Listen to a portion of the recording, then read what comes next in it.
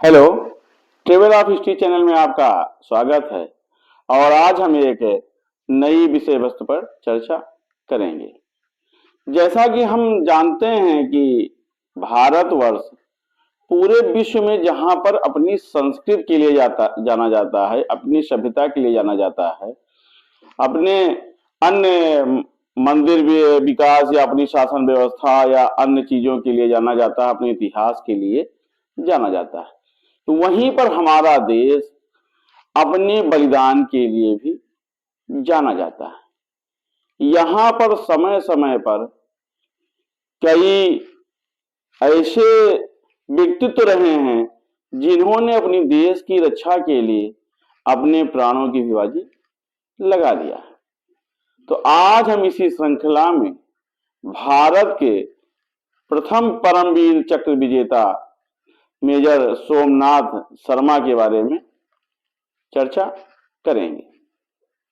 भारतीय सेना के कुमायूं रेजिमेंट की 4थी बटालियन की डेल्टा कंपनी के company commander major Somnath Sharma थे, जिन्होंने अक्टूबर और नवंबर 1947 के भारत पाकिस्तान संघर्ष में हिस्सा लिया था। उन्हें भारत सरकार ने मरणोपरांत प्रथम परमवीर चक्र से सम्मानित किया था। परमवीर चक्र पाने वाले वे भारत के प्रथम व्यक्ति थे। मेजर सोमनाथ 1942 में इनकी नियुक्ति 19वीं हैदराबाद रेजिमेंट की 8वीं बटालियन में हुई थी। इन्होंने वर्मा में द्वितीय विश्व युद्ध के दौरान अराकान अभियान में भी अपनी सेवाएं दी थी, जिसके कारण उन्हें मेंशन इन डिस्पैचेस में स्थान मिला था। बाद में 1947 के भारत पाकिस्तान के युद्ध में वो लड़ते हैं और 3 नवंबर 1947 को श्रीनगर विमान क्षेत्र से पाकिस्तानी घुसपैठियों को बेदखल करते समय वीर गति को प्राप्त होते हैं। उनके युद्ध क्षेत्र में इस साहस के कारण उन्हें भारत सरकार के द्वारा मरणोपरांत परमवीर चक्र प्रदान किया जाता है। अगर हम मेजर सोमनाथ के प्रारंभिक जीवन को देखते हैं तो मेजर सोमनाथ शर्मा का जन्म 31 जनवरी 1923 को हिमाचल प्रदेश के कांगड़ा के दत्त नामक स्थान में हुआ था, जो कि उस समय ब्रिटिश भारत के पंजाब प्रांत में स्थित था और वर्तमान में ये भारतीय राज्य हिमाचल प्रदेश में के रूप में जाना जाता है। इनके पिता अमरनाथ शर्मा एक सैन्य अधिकारी थे। इनके कई भाई बहन जो थे उन्होंने भारतीय सेनाओं में अपना योगदान दिया था। इनके भाई भी भारतीय सेना में रह चुके थे और इनके छोटे भाई विश्वनाथ शर्मा भारतीय सेना के 14वें सेना अध्यक्ष रहे हैं। सोमनाथ शर्मा ने देहरादून के Prince of Wales Royal Military College में दाखिला लेने के पहले शेरवुड कॉलेज नैनीताल में अपनी स्कूली शिक्षा पूरी किया था। बाद में उन्होंने रॉयल मिलिट्री कॉलेज सैंडहर्स्ट में भी अध्ययन किया था। अपने बचपन में ही सोमनाथ शर्मा जी भागवत गीता में श्री कृष्ण और अर्जुन की शिक्षाओं से प्रेरित थे, जो कि उनके दादा के द्वारा उनको सिखाई गई थी। सैन्य कैरियर में अगर हम देखते हैं तो 22 फरवरी 1942 को रॉयल मिलिट्री कॉलेज से स्नातक होने के पश्चात सोमनाथ शर्मा की नियुक्ति भारतीय ब्रिटिश सेना की 19वीं हैदराबाद रेजिमेंट की 8वीं बटालियन में होती है, जो कि बाद में ब्रिटिश सेना के बाद में भारतीय सेना के 4थी बटालियन कुमायूं रेजिमेंट के नाम से जानी जाती है। मेजर सोमनाथ शर्मा ने वर्मा में द्वितीय विश्व युद्ध के दौरान अराकान अभियान में जापानी सेनाओं के विरुद्ध लड़ाई लड़ी थी। द्वितीय विश्व युद्ध के दौरान उन्होंने अराकान अभियान वर्मा में जापानी लोगों के खिलाफ एक बड़ी कार्यवाही की थी। उस समय उन्होंने कर्नल के.एस. थिमैया की कमान के अंदर में काम किया था, जो बाद में जनरल के पद तक पहुंचे थे। 1957 तक से 1961 तक कर्नल के.एस. थिमैया भारत की सेना में भी रहे हैं।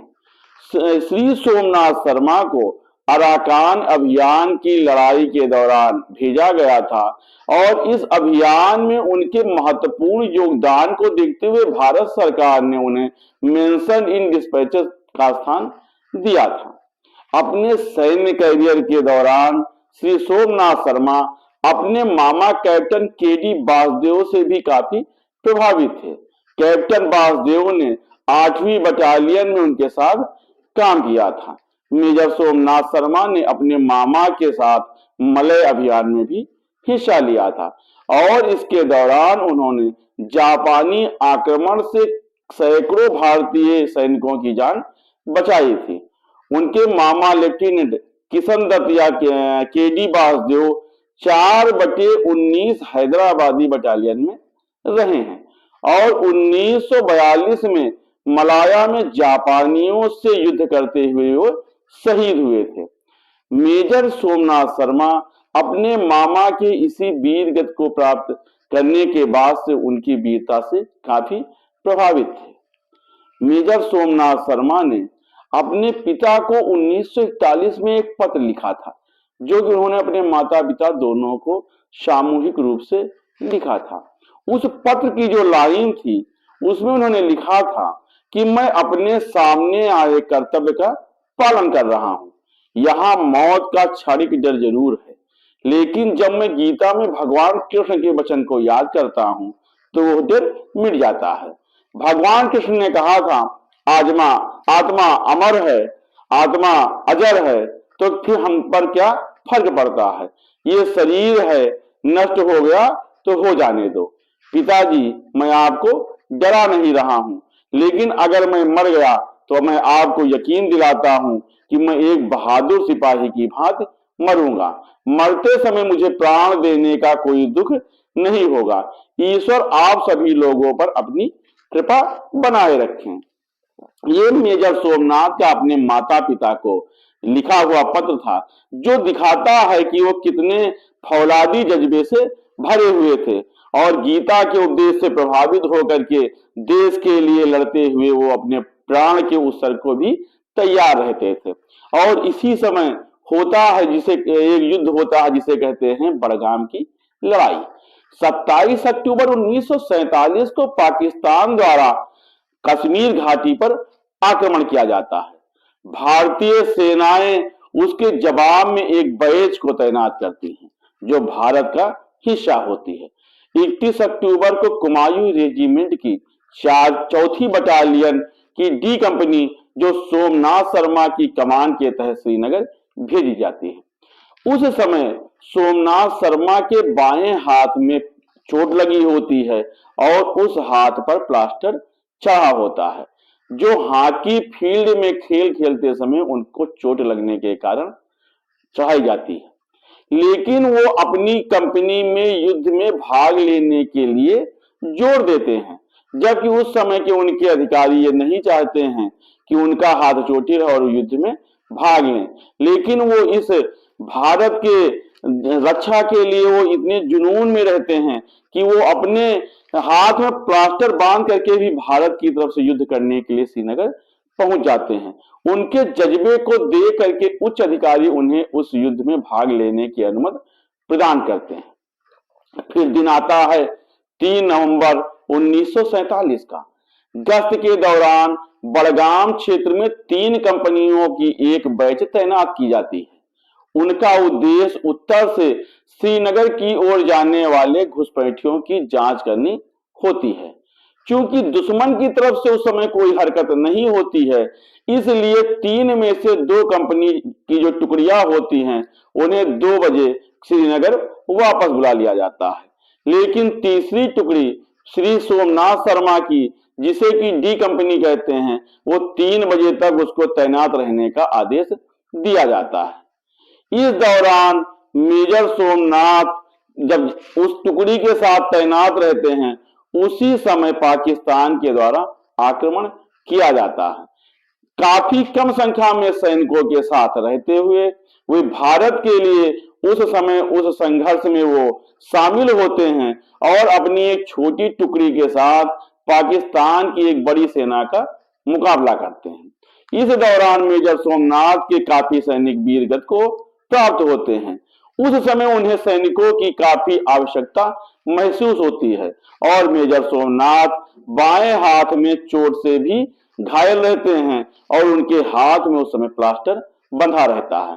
इसके बाद भी भारत के इस रणबांकुरे ने खुद मैगजीन से गोलियां भर करके ये अपने बंदूकधारी सैनिकों को देने का काम करते हैं और उन्हें लगातार सप्लाई करते रहते हैं।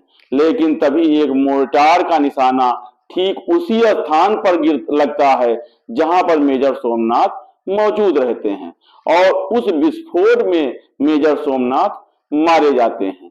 मेजर सोमनाथ जब उनका प्राण जब वो त्यागते हैं, उस समय से कुछ क्षण पहले जो अपने सैनिकों को ललकार देते हैं, वो आज भी भारत के इतिहास में प्रसिद्ध है।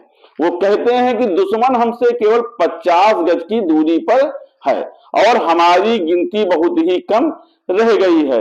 हम भयंकर गोलीबारी का सामना कर रहे हैं, फिर भी मैं 1 इंच भी पीछे नहीं हटूंगा। अपनी आखिरी गोली और आखिरी सैनिक तक मैं भारत की रक्षा के लिए लगा रहूंगा। ये भारत के एक वीर सिपाही का जज्बा होता है और उस युद्ध में 3 नवंबर को मेजर सोमनाथ मारे जाते हैं। इनकी वीरता से प्रभावित होकर के भारत सरकार के द्वारा मेजर सोमनाथ को परमवीर चक्र से सम्मानित किया जाता है और सबसे विशेष बात होती है कि मेजर सोमनाथ भारत के इस परमवीर चक्र से विजेता से सम्मानित होने वाले पहले भारतीय सैनिक होते हैं। इसमें भी एक जो बहुत ही संयोग की बात है कि मेजर सोमनाथ शर्मा को जो परमवीर चक्र मिलता है, उस परमवीर चक्र की जो डिजाइन है वो मेजर सोमनाथ शर्मा के भाई की पत्नी सावित्री बाई खानोलकर द्वारा बनाई जाती है।